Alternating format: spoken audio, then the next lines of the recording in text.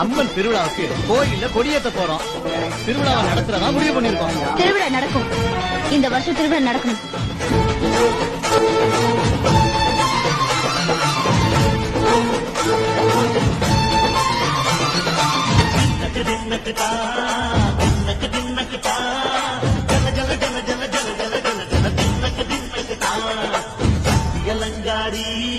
சந்தன பூமாரி தாயி பராசக்தி தின்னக்கு தின்னக்கு